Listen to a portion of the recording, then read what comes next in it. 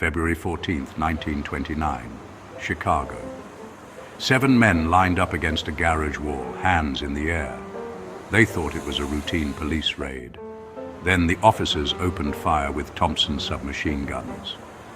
The St. Valentine's Day Massacre became the most infamous mob killing in American history, and it happened on a day we associate with chocolate, roses, and love letters. But Valentine's Day has a darker side. Love, or what people mistake for love, has been the motive behind some of the most disturbing crimes ever committed. Obsession, jealousy, betrayal, revenge. Today we're covering 4 cases where love turned deadly, and the timing couldn't be more appropriate. Roses are red, crime tape is yellow, and this is the Valentine's Day video your true crime brain has been waiting for. We're going deep on 4 cases that sit at the intersection of love and violence. A gangland execution that redefined organized crime. A woman so consumed by betrayal that she walked into her ex-husband's bedroom with a revolver. A relationship so toxic it ended in one of the most graphic murder trials of the decade. And a husband who smiled for cameras while his pregnant wife lay at the bottom of the San Francisco Bay. These aren't random acts of violence. Every one of them started with love, or something that looked like it. If you've been following this channel, you know we cover forensic science and criminal justice. This one's a little different. This is about the psychology of what happens when love breaks.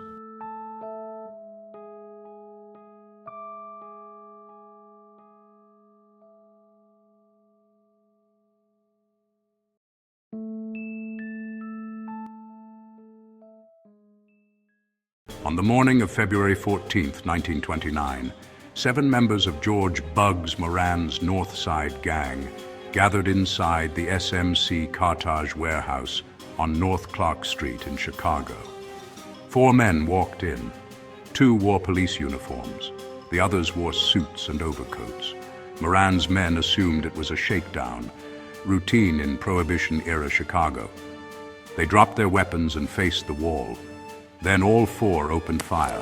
2 Thompson submachine guns, a sawed-off shotgun, and a .45 caliber pistol.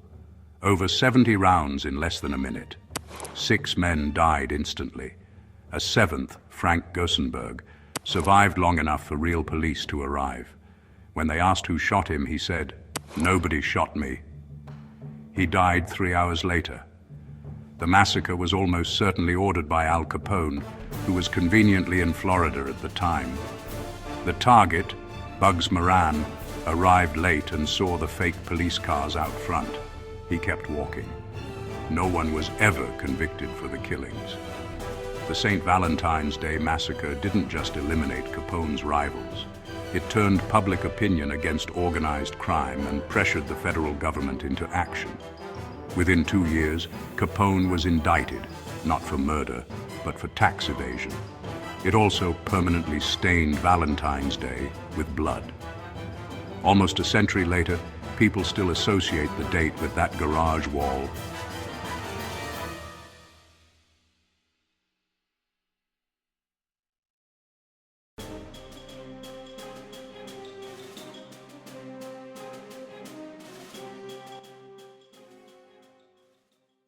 Betty and Dan Broderick were San Diego's golden couple. He was a successful malpractice attorney. She was the devoted wife who'd put him through medical school and law school while raising their 4 children. Then Dan started an affair with his 21-year-old legal assistant, Linda Kolkener. The divorce that followed was vicious. Dan used his legal connections to gain custody of the children, reduce Betty's support payments, and control the narrative in court. Betty spiraled. She drove her car through the front door of Dan's house. She left profanity-laced messages on his answering machine, hundreds of them. She was jailed for contempt multiple times. Her friends and family watched her deteriorate. By her own account, the legal system had stripped her of everything: her home, her children, her identity, her money, and handed it all to the man who'd betrayed her and his young new wife.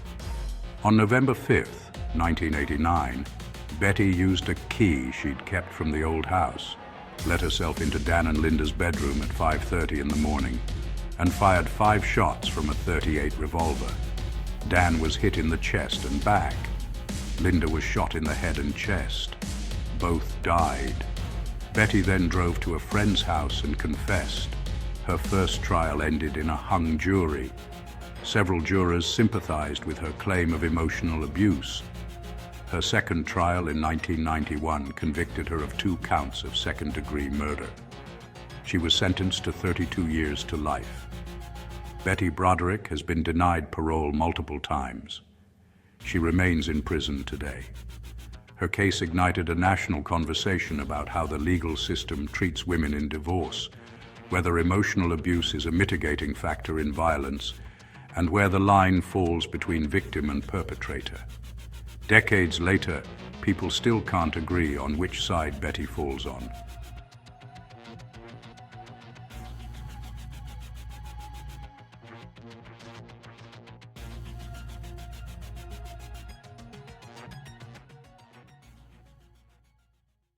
Jodi Arias and Travis Alexander met at a conference in Las Vegas in September 2006. The attraction was intense and immediate. Within months, they were in a relationship, passionate, volatile, and increasingly destructive. Travis was a motivational speaker and devout Mormon in Mesa, Arizona. Jodi was a waitress and aspiring photographer from Eureka, California. Their relationship became a cycle of breaking up, getting back together, and escalating arguments. Friends on both sides urged them to separate for good. In June 2008, Travis was found dead in the shower of his home. He'd been stabbed 27 times. His throat was slashed nearly to the spine, and he'd been shot in the head. The brutality shocked even experienced investigators.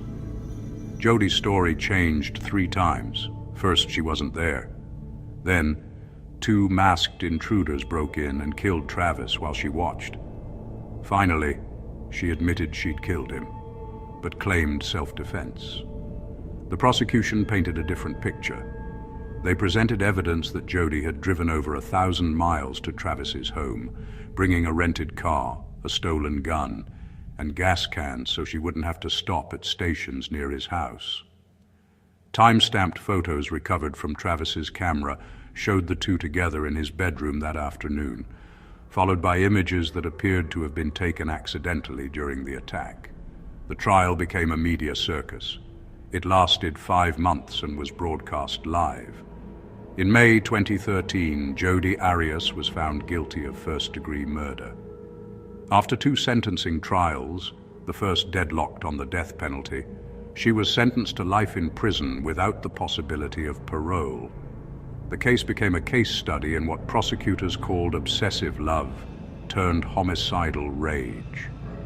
Travis's family said Jodi had stalked him for months before the killing, slashing his tires, hacking his social media, and showing up uninvited at his home.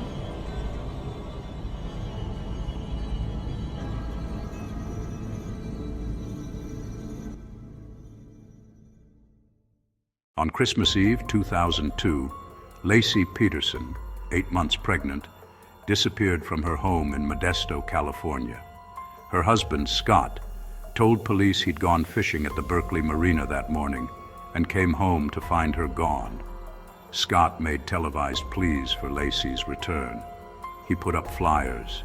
He attended vigils. He looked like a desperate husband. Behind the scenes, the picture was very different. Within days of Laci's disappearance, a massage therapist named Amber Frey contacted police. She'd been dating Scott since November, and he'd told her he was single. When Amber asked about the missing wife she'd seen on the news, Scott told her he'd lost his wife, and that this would be his first holidays without her. He said this on December 9th, 2 weeks before Laci vanished. Amber agreed to record her phone calls with Scott for investigators. The tapes revealed a man who was calm, flirtatious and showed almost no concern for his missing pregnant wife. In April 2003, the remains of Laci and her unborn son, Connor, washed ashore in the San Francisco Bay, less than 2 miles from where Scott said he'd been fishing on Christmas Eve. Scott was arrested on April 18, 2003. He'd dyed his hair, grown a goatee, and was carrying $15,000 in cash, his brother's driver's license and survival equipment. He was 40 miles from the Mexican border. In November 2004, Scott Peterson was convicted of first-degree murder for Laci and second-degree murder for Connor. He was sentenced to death, though his sentence was later reduced to life without parole. The case shattered the image of the grieving husband. It became a defining example of how intimate partner violence can hide behind a convincing smile, and how the people closest to us can be the most dangerous.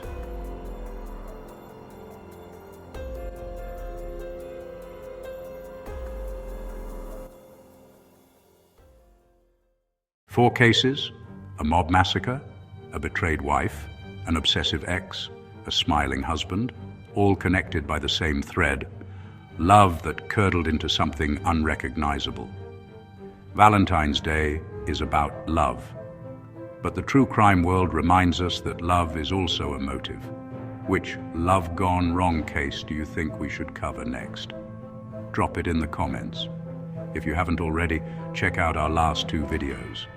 Forensic mistakes that let killers walk free and cold cases cracked by DNA. We're building something here, and your support matters. Subscribe, hit the bell, and we'll see you in the next one.